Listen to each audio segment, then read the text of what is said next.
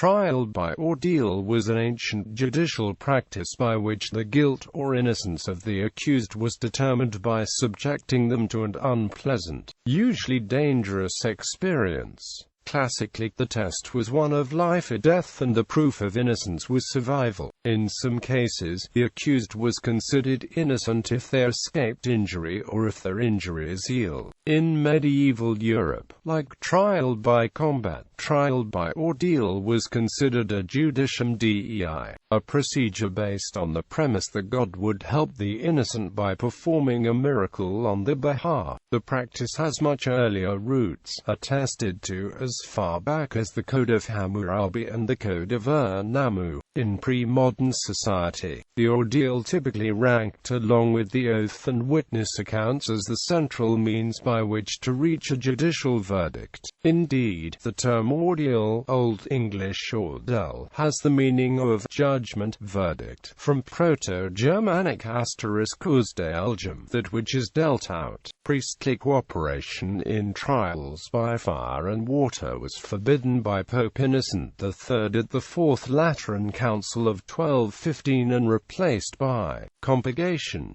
Trials by ordeal became rarer over the late Middle Ages, but the practice was discontinued only in the 16th century. Types of ordeals. By combat ordeal by combat took place between two people in a dispute.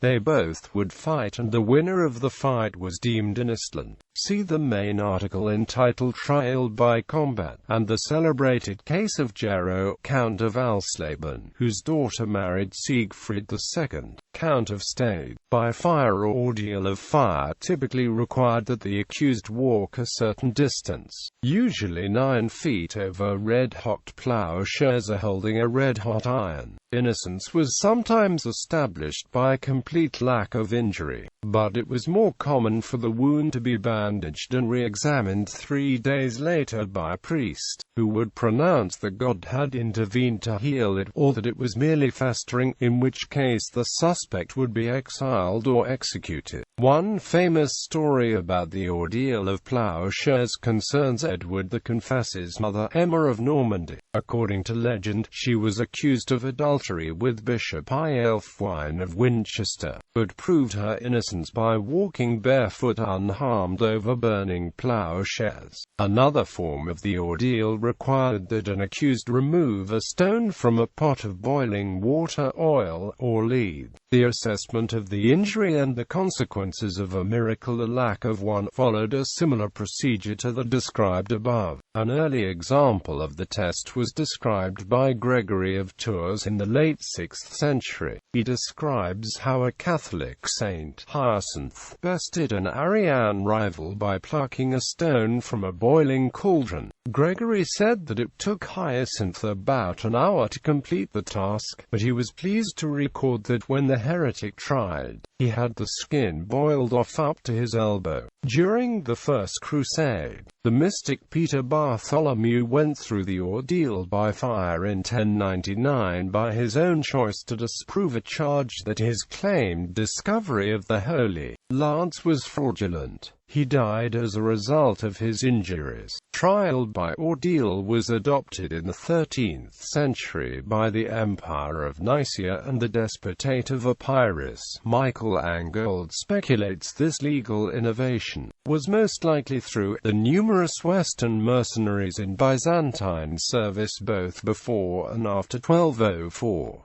It was used to prove the innocence of the accused in cases of treason and use of magic to affect the health of the emperor. The most famous case where this employed was when Michael Palaiologos was accused of treason. He avoided enduring the red iron by saying he would only hold it if the metropolitan Phocas of Philadelphia could take the iron from the altar with his own hands and hand it to the future emperor. However, the Byzantines viewed trial of ordeal with disgust and considered it a barbarian innovation at odds with Byzantine law and ecclesiastical canons. Angold notes its abolition by Michael Palaiologos was universal universally acclaimed. In 1498, Dominican friar Girolamo Savonarola, the leader of the Reform movement in Florence who claimed apocalyptic prophetic visions, attempted to prove the divine sanction of his mission by undergoing a trial by fire, the first of its kind for over 400 years.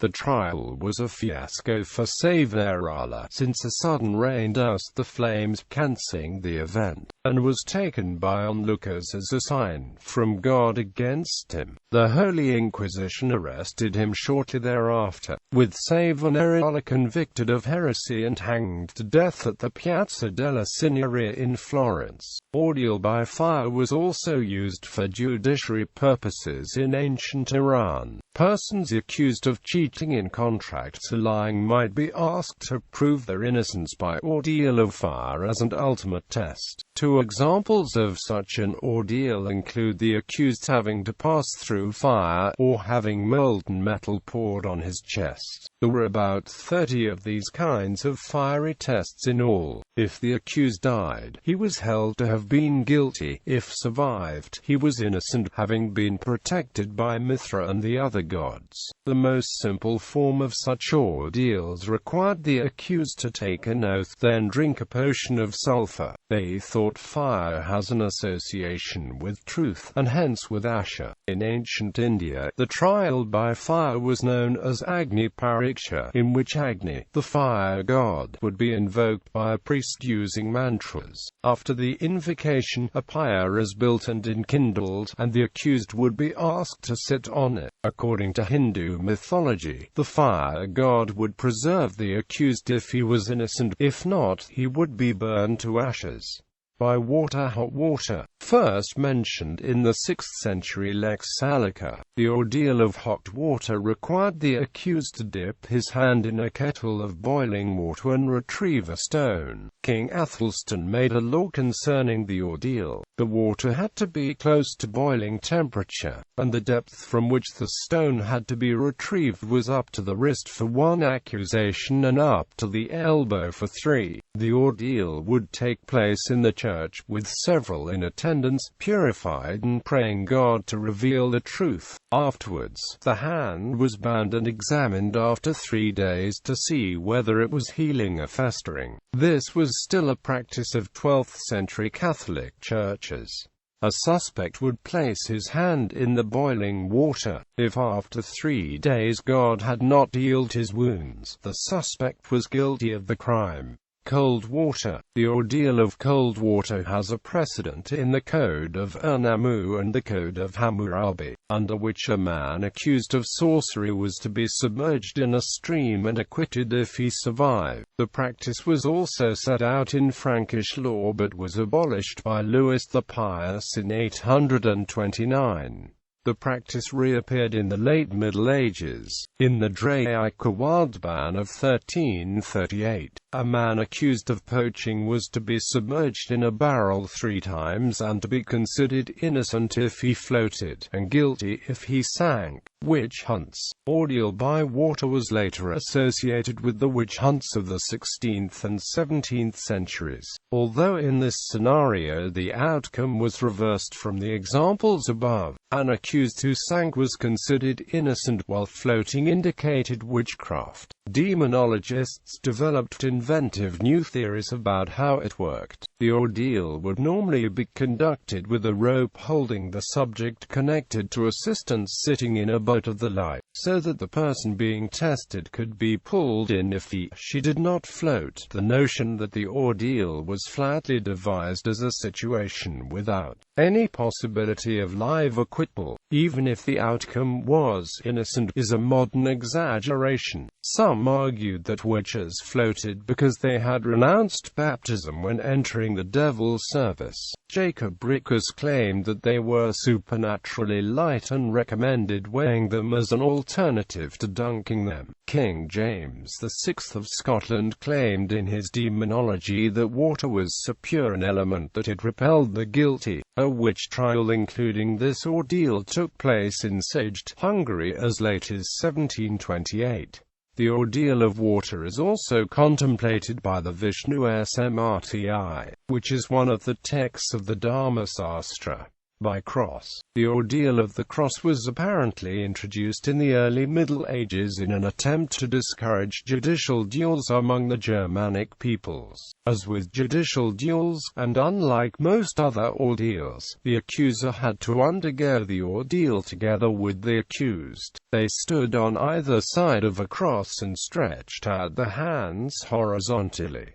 The one to first lower his arms lost. This ordeal was prescribed by Charlemagne in 779 and again in 806.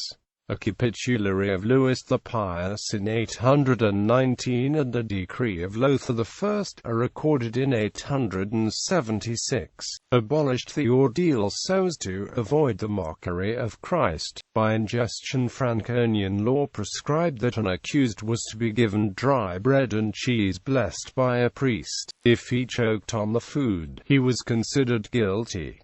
This was transformed into the ordeal of the Eucharist mentioned by Regino of Prom, California, 900 AD. The accused was to take the Eucharist after a solemn oath professing his innocence. It was believed that if the oath had been false, the person would die within the same year. Both versions are essentially the opposite of ordeals, as they rely on the guilty party's self-incrimination, while providing what amounts to a presumption of innocence.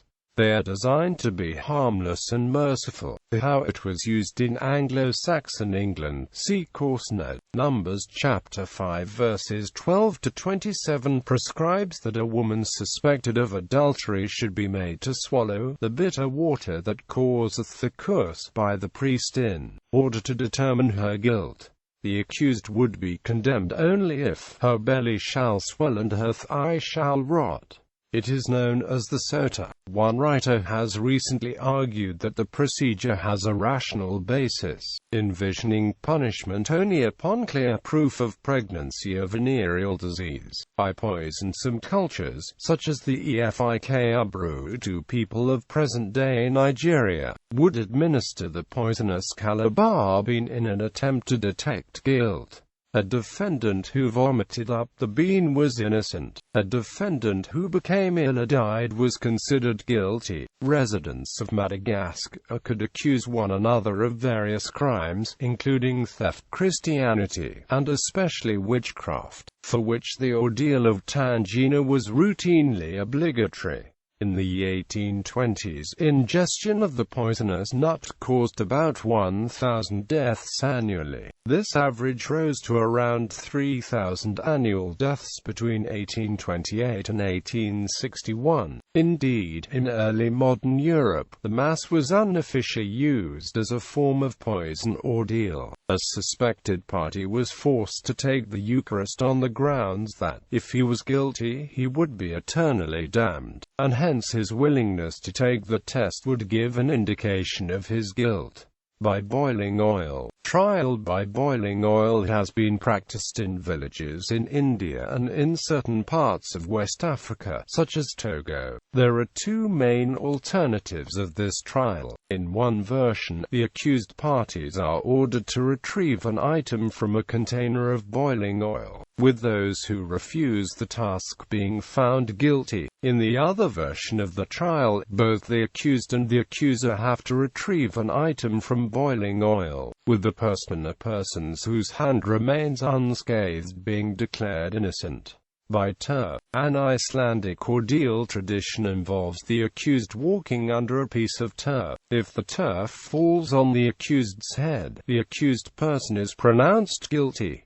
English common law. The ordeals of fire and water in England likely have their origin in Frankish tradition, as the earliest mention of the ordeal of the cauldron is in the first recension of the Salic law in 510. Trial by cauldron was an ancient Frankish custom used against both freedmen and slaves in cases of theft. false witness and contempt of court, where the accused was made to plunge his right hand into a boiling cauldron and pull out a ring. As Frankish influence spread throughout Europe, ordeal by cauldron spread to neighbouring societies. The earliest references of ordeal by cauldron in the British Isles occurs in Irish law in the 7th century, but it is unlikely that this tradition shares roots with the Frankish tradition that is likely the source of trial by fire and water among the Anglo-Saxons and later the Normans in England. The laws of Ine, king of the West Saxons, produced around 690, contains the earliest reference to ordeal in Anglo-Saxon law. However, this is the last and only mention of ordeal in Anglo-Saxon England until the 10th century. After the conquest of 1066, the Old English customs of proof were repeated anew and in more detailed fashion by the Normans, but the only notable innovation of the ordeal by the conquerors was the introduction of the trial by battle. There were, however, minor conflicts between the customs of the Anglo-Saxons and the customs Normans that were typically resolved in ways that favoured the Normans. In a famous story from Eber's Historia Novorum in Anglia, William Rufus expresses skepticism about the ordeal after 50 men accused of forest offences were exonerated by the ordeal of hot iron. In this story, Rufus states that he will take judgment from God's hands into his own. However, this skepticism was not universally shared by the intellectuals of the day, and Emer depicts Rufus as irreligious for rejecting the legitimacy of the ordeal. The use of the ordeal in medieval England was very sensitive to status and reputation in the community. The laws of Canute distinguish between men of good repute who were able to clear themselves by their own oath, untrustworthy men who required compurgators, and untrustworthy men who cannot find compurgators who must go to the ordeal. One of the laws of Ethelred the Unready declared that untrustworthy men were to be sent to the Triple Ordeal, that is, an ordeal of hot iron where the iron is 3 times heavier than that used in the simple ordeal, unless his lord and 2 other knights swear that he has not been accused of a crime recently, in which case he would be sent to an ordinary ordeal of hot iron. Unlike other European societies, the English rarely employed the ordeal in non-criminal proceedings. The mandatory use of the ordeal in certain criminal proceedings appears to date from the Assize of Clarendon in 1166. Prior to then, compurgation was the most usual method of proof, and the ordeal was used in cases where there was some presumption of guilt against the accused or when the accused was bound to fail in compurgation. A distinction was made between those accused forma publica and those accused on the basis of specific facts. Those accused forma publica were able to exculpate themselves by means of compurgation, whereas those accused on the basis of specific facts and those who were thought to have bad character were made to undergo the ordeal. The Assize of Clarendon declared that all those said by a jury of presentment to be accused and notoriously suspect of robbery, thievery, or murder, or of receiving anyone who had committed such a wrong, were to be put to the ordeal of water. These juries of presentment were the 100 juries and vills, and these groups, in effect, made the intermediate decision of whether an accused person would face the more final judgment of the ordeal. These bodies rendered verdicts of either suspected or not suspected. In cases where the defendant was accused on the basis of one or more specific facts, the defendant was sent to the ordeal upon the verdict of the 100 jury alone. In cases where the defendant was accused forma publica, the agreement of the 100 jurors and the vills as to the defendant's suspicion was required to send him to the ordeal. However, the intermediate accusation of the juries could still be considered final in some sense, as any person who was accused of murder by the juries was required to leave the realm even if he was exonerated by the ordeal. In 1215, clergy were forbidden forbidden to participate in ordeals by the Fourth Lateran Council. The English plea rolls contain no cases of trial by ordeal after 1219, when Henry III recognized its abolition. Suppression. Popes were opposed to ordeals, although there are some apocryphal accounts describing the cooperation with the practice. At first there was no general decree against ordeals, and they were only declared unlawful in individual cases. Eventually Pope Innocent III in Fourth Council of the Lateran promulgated a canon forbidding blessing of participants before ordeals. This decision was followed by further prohibitions by synods in 13th and 14th centuries. The King of Sicily Frederick II was the first king who explicitly outlawed trials by ordeal as they were considered irrational. From 12th century, the ordeals started to be generally disapproved. During 14th and 15th centuries they were discontinued. In 16th and 17th centuries some kinds of ordeals were once again used in witch hunts. Theoretical approaches. According to a theory put forward by economics professor Peter Leeson, trial by ordeal may have been effective at sorting the guilty from the innocent, on the assumption that defendants were believers in divine intervention for the innocent. Then only the truly innocent would choose to endure a trial. Guilty defendants would confess or settle cases instead. Therefore, the theory goes, church and judicial authorities could routinely rig ordeals so that the participants, presumably innocent, could pass them. To support this theory, Leeson points to the great latitude given to the priests in administering the ordeal and interpreting the results of the ordeal. He also points to the overall high exoneration rate of accused persons undergoing the ordeal, when intuitively one would expect a very high proportion of people carrying a red-hot iron to be badly burned and thus fail the ordeal. Peter Brown explains the persistence and eventual withering of the ordeal by stating that it helped promote consensus in a society where people lived in close quarters and there was little centralized power. In a world where the sacred penetrated into the chinks of the profane and vice versa, the ordeal was a controlled miracle that served as a point of consensus when one of the greatest dangers to the community was feud. For this analysis, Brown argues that the increasing authoritativeness of the state lessened the need and desire for the ordeal as an instrument of consensus, which ultimately led to its disappearance.